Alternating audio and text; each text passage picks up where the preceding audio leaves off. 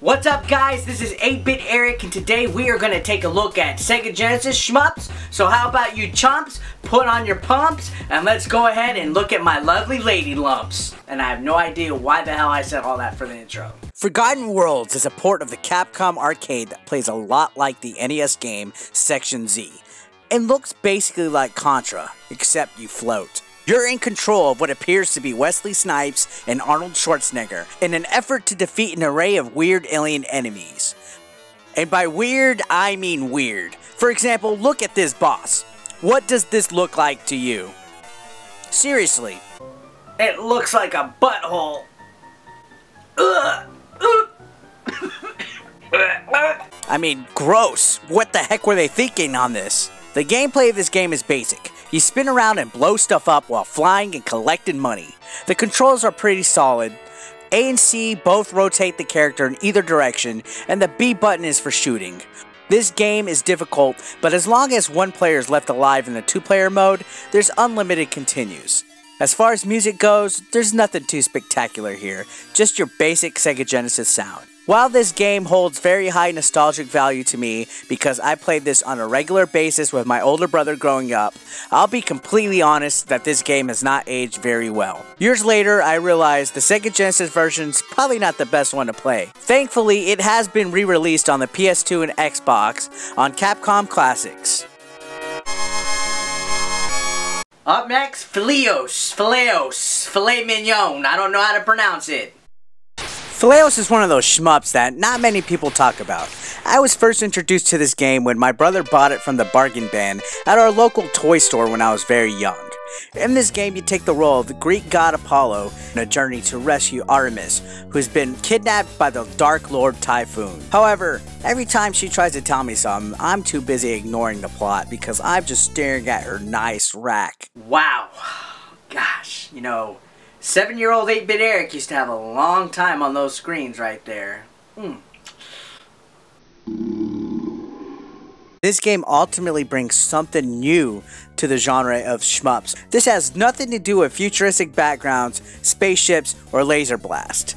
Namco was very creative in this game. The game plays in a top-down view that shows your character riding Pegasus. You move around using the directional pad.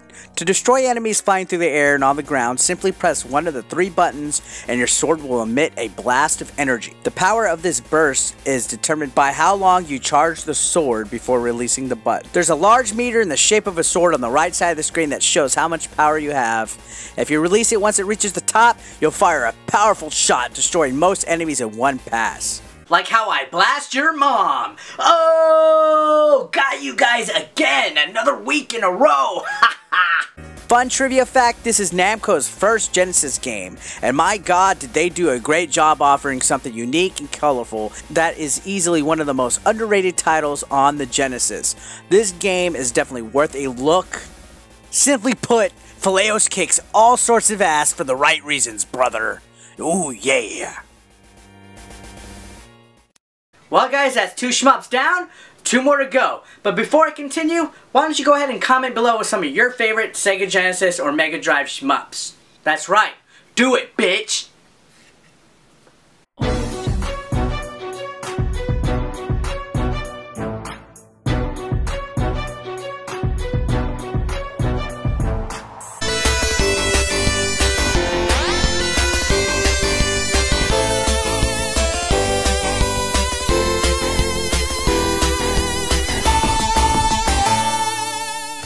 Thunder Force 3 is one of the most kick-ass shmups I have played in my life. Now, there's every kind of shooter cliche that you can think of. Water levels, ice levels, fire levels, alien spaceship levels. I guess you could say it's all here in Full Force. Force joke!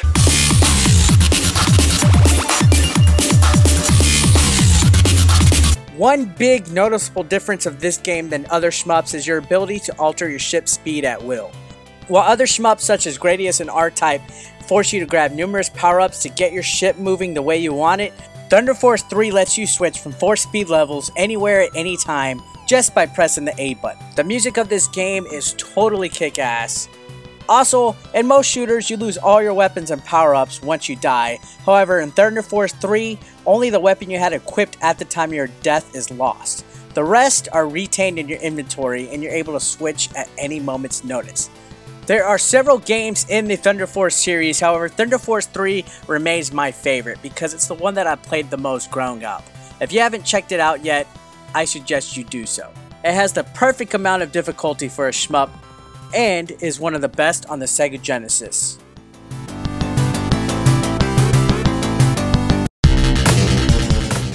Musha is one of the most hard to find Sega Genesis games out there.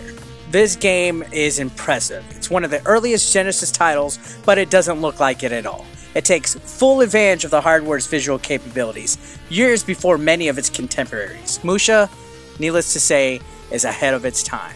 The sound is also equally as impressive as the visuals. It's fast-paced, kick-ass, energetic, and the gameplay is spot on. It's still regarded as one of the best classic shooters on the Genesis. It's tough but rewarding.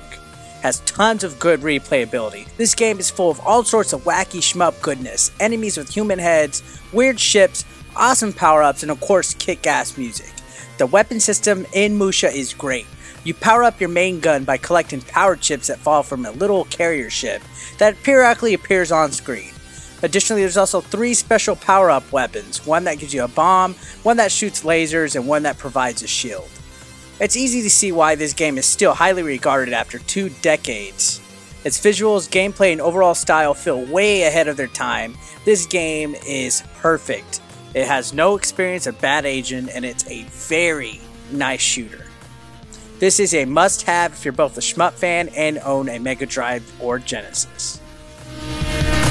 And well guys, that is it for today's Sega Genesis / Mega Drive Shmups. Next week we are going to go ahead and take a look at the special 8-bit Evolution Game Boy Advance custom backlit system. Don't forget to hit a like, comment below, share the video if you liked it. Also follow me on social media. Peace out, bitch.